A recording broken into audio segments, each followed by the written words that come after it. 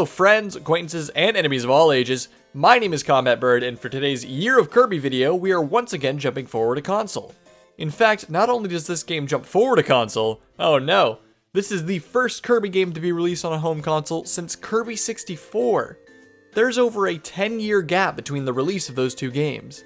And similarly to its N64 predecessor, this particular game makes some massive changes to the traditional Kirby formula. Today, we'll be taking a look at Kirby's epic yarn. We find our hero Kirby happily walking through Dreamland when he finds what looks to be a Maxim tomato, one of Kirby's favorite delicacies. Kirby tries to eat this delicious tomato when he's so rudely interrupted by a sorcerer named Yin Yarn. Yin Yarn, agitated that Kirby ate the tomato, sucks Kirby into his sock necklace. Wait, sock necklace? Really? Why am I even surprised by the nonsense that Kirby is willing to throw at me anymore? Anyways, upon being pulled into the sock, Kirby finds himself in a world called Patchland, where everything is made out of yarn, including Kirby himself. Due to this, Kirby becomes unable to inhale enemies as he previously could. Luckily, for the sake of this game not being incredibly boring, the tomato Kirby ate earlier was actually the magical Metamato, and eating it gives Kirby the ability to transform into various objects made of yarn. A friendly boy made of yarn comes to Kirby and introduces himself as Prince Fluff. Together, the two of them form a team with the goal of saving Patchland from the evil Yin Yarn by gathering the pieces of magical yarn and stitching the world back together. Now, as I mentioned, Kirby is no longer able to use his traditional abilities. Instead, he must use the power of the Metamato and transform into whatever he needs based on the context of the situation. However, don't be mistaken, the game still feels similar to previous Kirby titles, with tight controls and a plethora of abilities. One thing Kirby can do is use his little yarn whip to pull apart enemies, interact with the background, or turn things into yarn balls, which can then be thrown in the direction of your choosing. This is how about 50% of the game plays, with an emphasis on finding collectibles instead of difficult platforming. Not that Kirby games have ever been that difficult, but in Epic Yarn, as you run through a level, you collect various gems to increase your score. Get a high enough score, and you'll achieve either a bronze, silver, or gold medal for the respective level. With this in mind, the decision was made to get rid of Kirby's health bar altogether. That's right, you quite literally can't die at any point in this game. Instead, you drop gems upon being hit, potentially lowering your score on a level. Even falling into what would traditionally be a death pit doesn't kill you, but instead just drops gems, and then brings you back to a nearby point.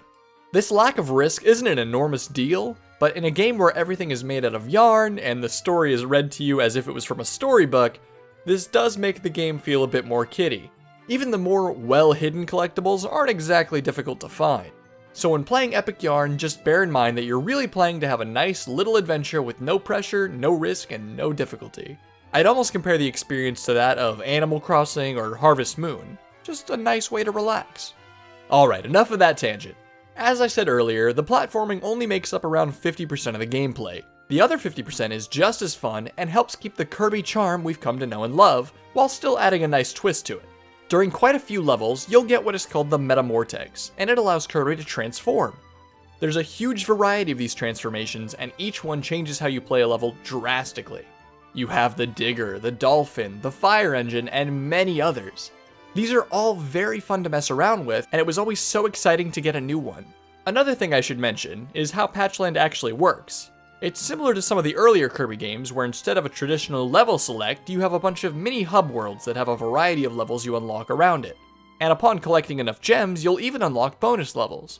Each one of these has a cute little animation that makes unlocking a new level interesting. Once you've beaten enough levels, you'll eventually unlock a boss fight for that world. These all follow a pretty similar pattern: dodge however many attacks, grab the boss, throw them into a wall. They're certainly fun and have quite a bit of charm, but I do wish they would have implemented use of the Metamortex abilities a bit more. They're actually not used for a single boss fight, believe it or not. Although, we do get to see some familiar faces of the Kirby universe in yarn form, so that's nice at least. Now, as per usual, I'd like to go over the collectibles of the game.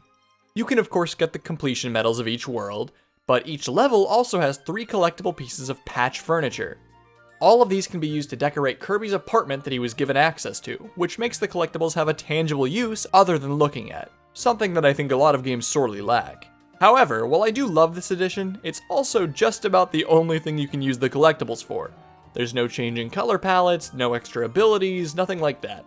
This isn't a big deal by any means, but for a game that has so many collectibles, I do wish there were more uses for them. There is one other thing you can use them for, although it's still technically decoration.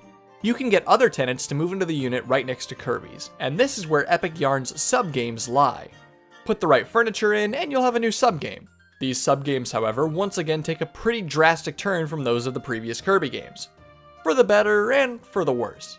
Each tenant has a game that you can play, but instead of something super different from the base game, Epic Yarn wants you to play the traditional game but with a different catch for each one. Carrie wants you to carry her to the end of a level. Buster wants you to clear all of the enemies as quickly as possible. Mara wants you to race her to the finish. Beedrix wants you to collect a specific number of gems, which apparently are beads, something I'm just now realizing, in the fastest time possible. And Zeke, who wants Kirby to find him and his friends in a game of hide and seek. All of these are fun, and there's a ton of extra content here if you really want to complete each level. But when it comes down to it, it's just more of the same. And after spending hours playing the main game, it's not super appealing. One last thing I want to mention. Everything I've talked about at this point can be done with 2 players. If you have a friend who wants to go on an Epic Yarn adventure, anyone can hop in and out as Prince Fluff. Sub-games, story, boss fights, the whole game. I'm super happy they didn't limit the multiplayer to one area of the game. This way you can get a full experience with a friend. Overall, the world of Patchland and really Kirby's Epic Yarn as a whole is an absolutely beautiful game.